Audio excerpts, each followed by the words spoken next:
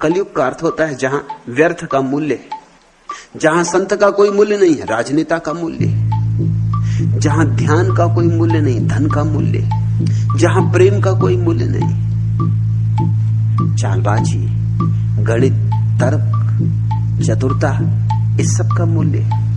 यहां जो जितना सफल होता है वो उसी मात्रा में सफल हो पाता है जिस मात्रा में चालबाज हो, चतुर हो, कुशल हो, जिस मात्रा में षड्यंत्र की क्षमता हो। कलयुग का अर्थ होता है जहां सारे लोग व्यर्थ के लिए दौड़े जा रहे हैं, जहां कूड़ा करकट मूल्यवान हो गया, जहां परमात्मा की किसी को याद ही नहीं, जहां इस जिंदगी में और सब कर लेना है, सिर्फ परमात्मा को छोड़ देना है। ऐसे कलयुग में भी जो तेरे नाम से जुड़ गया, वाजिद कहते हैं, वो नहीं डूबा। ये सारा संसार डुबाने को तत्पर रहा, लेकिन जो तेरे नाम से जुड़ गया वो तिर गया।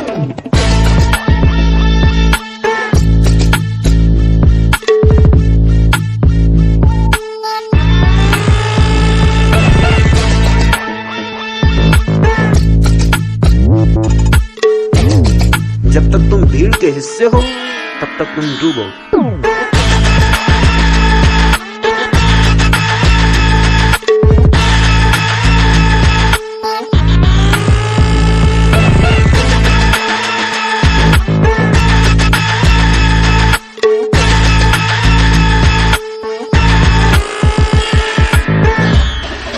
ये सारा संसार डुबाने को तत्पर रहा, लेकिन जो तेरे नाम से जुड़ गया वो तिर गया। जैसे उसकी याद तुम्हारे भीतर उतरनी शुरू होती है, वैसे ही तुम बाहर के जाल से टूटने लगते हो। तुम्हारी ऊंचाई जितनी बढ़ने लगती है, उतनी ही संसार की सारी ऐशनाएं बढ़ जाती। तुम्हारा कुछ भी नहीं बिगाड़ पाता। चैतन्य की ऊंचाई, चेतना, बाहर के जाल की मूढ़ता तुम्हें दिखाई पड़ने लगती है। धीरे धीरे तुम बाजार में खड़े रह जाते हो, लेकिन अकेले। तुम्हारा संबंध परमात्मा से जुड़ जाता है, भीड़ से टूट जाता है। यही उबरना।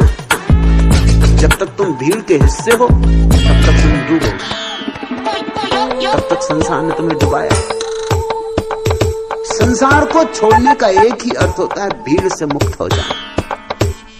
भीड़ ने तुम्हें धारणाएं दी हैं, विचार दिए, भीड़ ने तुम्हें वासनाएं दी, ऐशनाएं दी, महत्वाकांक्षाएं दी।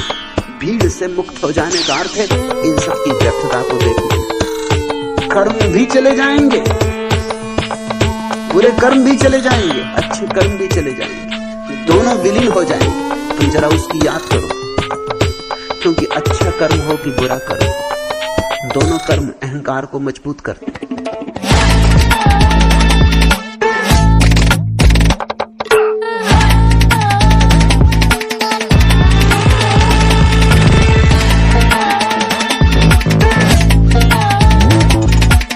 जब तक तुम भीड़ के हिस्से हो तब तक तुम डूबो।